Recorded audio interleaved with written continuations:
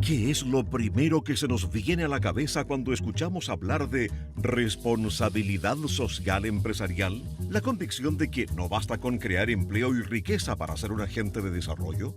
¿O el peso de una demanda exagerada por parte de sectores que sobreestiman nuestras posibilidades de arreglar el mundo? Sobre gustos no hay nada escrito, pero conviene saber que si bien el ejercicio de la responsabilidad social es un acto voluntario, perder clientes por dejar de innovar en la relación con nuestros empleados y consumidores también lo es. Innovar, de acuerdo a la Real Academia Española de la Lengua, es mudar o alterar algo introduciendo novedades. Para Steve Jobs, el creador de Apple, la innovación es lo que distingue a un líder de sus seguidores. Por eso, el empresario que se resiste a invertir en responsabilidad social porque duda de que hacerlo le traiga beneficios, no pierde su dinero, pero sí desperdicia un interesante campo de innovación. Y es que asumir el desafío de mejorar las condiciones sociales, ambientales y económicas del entorno es, al final del día, una manera distinta de mejorar los productos y servicios que la propia empresa ofrece. Es apostar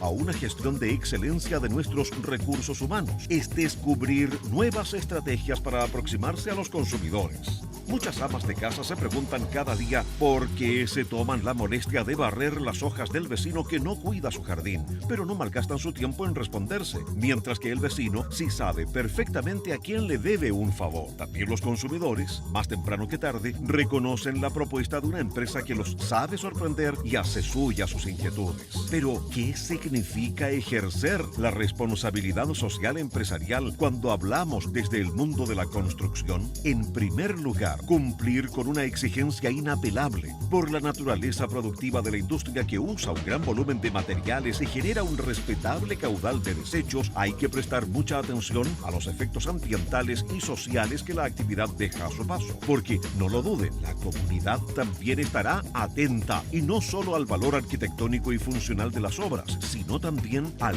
nuevo paisaje y las nuevas necesidades que éstas crearán en su espacio cotidiano. ¿Podemos entonces obviar la responsabilidad social en nuestras actividades empresariales? Desde luego que sí. Lo que no podemos es quejarnos cuando nuestra competencia empiece a cosechar los frutos de haber innovado a tiempo en esta materia.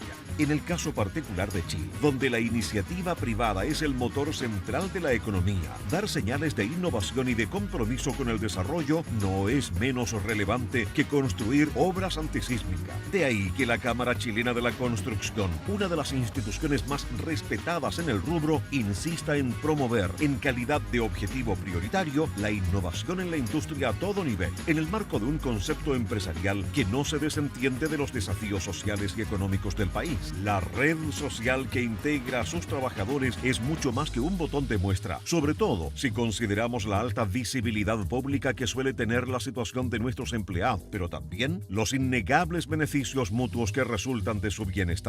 El mismo esfuerzo nos reclama el panorama económico y social de todos los países de América Latina. Muchos de ellos se aprontan a celebrar los 200 años de sus independencias, forjadas entre expectativas republicanas de un rápido desarrollo que nos dejaría a la par con las potencias del viejo mundo. A la luz de la historia, pudo ser exagerado el optimismo de nuestros próceres, pero las herramientas con las que hoy contamos parecen ser más eficaces. El llamado a las empresas que impulsan la economía tomen parte del desafío del desarrollo está hecho.